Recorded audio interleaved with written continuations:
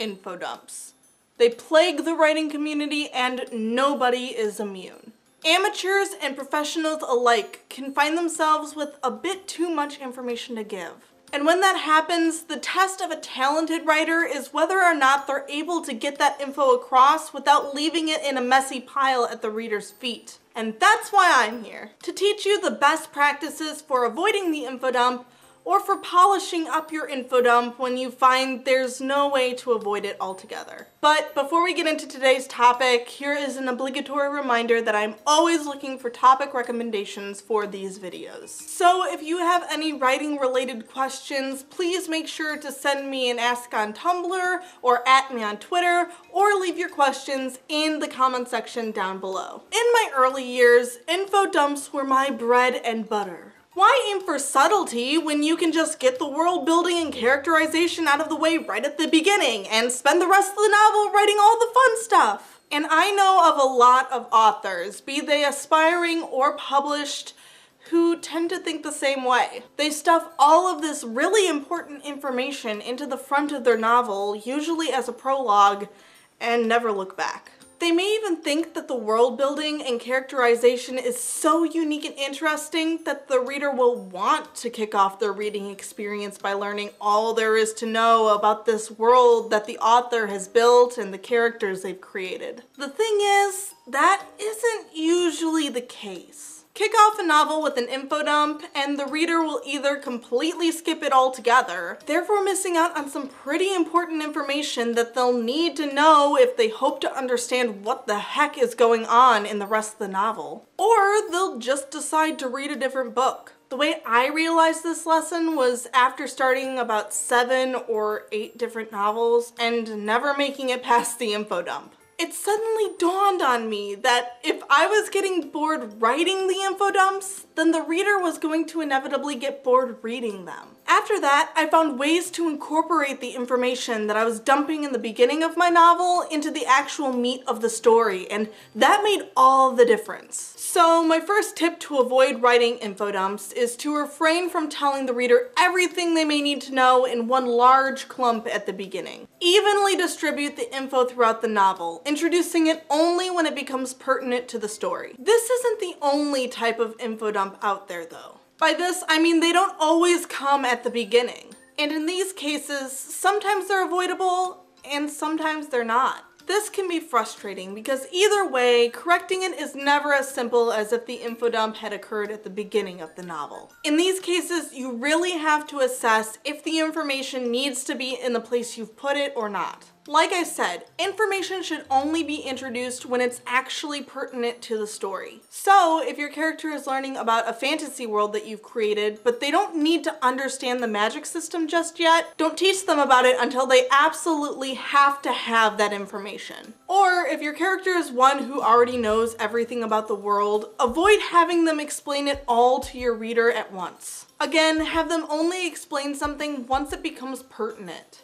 The reader will survive if they don't know everything about the world and characters right away, and will probably really enjoy learning more about these things little by little instead of having them shoved in their face. But what do you do when you have a lot of information to give and there's nothing you can do to put it off any longer? This was something I ran into a couple of times in my novel, The Forbidden Prophecy. I did my best to sprinkle the world building throughout the book, but sometimes there were moments where I just had to spit out a bunch of it all at once. Dread filled me when I realized there was no way around it, and I thought that my novel was doomed to be boring and hated by all who read it. Then, I stood up straight, rolled my shoulders back, and decided that, no, I was going to make these info dumps interesting, damn it! So that was what I did. And though they by far weren't the most exciting moments in the story, my beta readers assured me that they worked and that they didn't slow the story down too much. And really, that's all you can hope for in those instances. So how did I do it?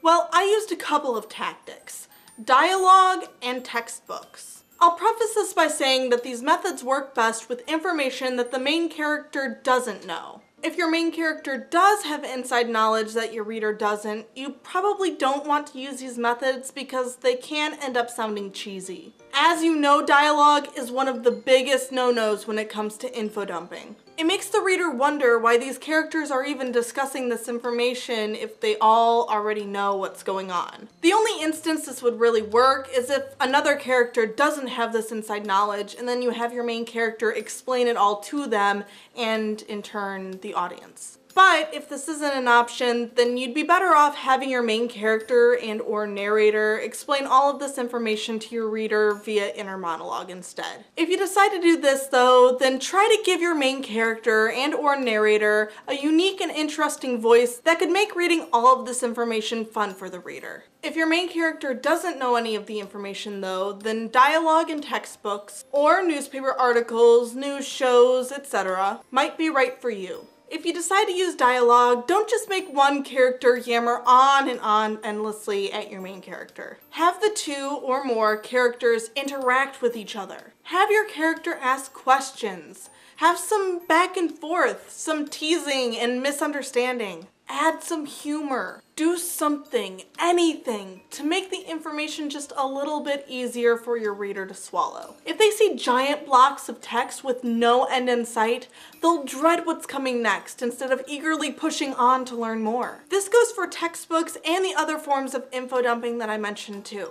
I mean, readers will put up with a lot from authors, but at some point they're bound to break. And horribly boring info dumps could be the straw that breaks the camel's back. Also, combining the textbook and dialogue methods was the best thing I could have done for my book. I would get a lot of information down in a couple of short paragraphs in textbook form, and then I would have my main character, Cass, ask his friends or teacher about what he'd read, gathering more information and getting their differently biased views on the topic. This way, the readers got the information they needed, and an element of intrigue was added by giving my characters opinions on the different topics. If there were moments where I could only use dialogue, I also made sure to give the characters obvious opinions on whatever they were teaching Cass about. And sometimes I even made it where the characters didn't know they were teaching Cass. Again, it's all about adding in those extra elements in order to give your reader a reason to care about what they're learning, other than the fact that it's important world building or characterization. Info dumps are, frankly, a pain in the ass. They can give you major anxiety when you have to get rid of them, or even worse, can't get rid of them. But don't fret. As long as you take the time to clean them up, they won't ruin your novel. In fact, your readers may not even recognize them as info dumps if you're skilled enough at hiding them. So keep your chin up and best of luck. And thank you guys so much for watching this video. If you enjoyed it, please make sure to hit the like button, subscribe button, and bell icon so that you get notified every time I upload a new video, which is every Saturday and on the first and third Wednesdays of every month. Also, please make sure to check me out on social media. I have Facebook, Tumblr, Twitter, and Instagram, all linked in the description below. Also linked in the description below is my personal blog, readwritelovefiction.com, where I not only post the corresponding blog posts to these videos, but I also post spoiler-free reviews, and I talk about my writing journey. I talk about things that are going great, or maybe not so great, the ups and downs of trying to publish a book. So if that interests you, please go over there and check that out. And make sure to check out my official author website, LeightonJWilliams.com, which is the first place I'll be posting any updates about my series, The Caspian Chronicles. Any big news that I may have to share about that series will be posted there first, so if I get an agent or a publishing deal or anything like that, it'll be posted there first before I share it on social media or here on YouTube. So if you want to be the first to know any really cool information, that's where you should go. And finally, thank you guys so much for watching this video. I hope you have a beautiful day, and I'll see you next time. Bye!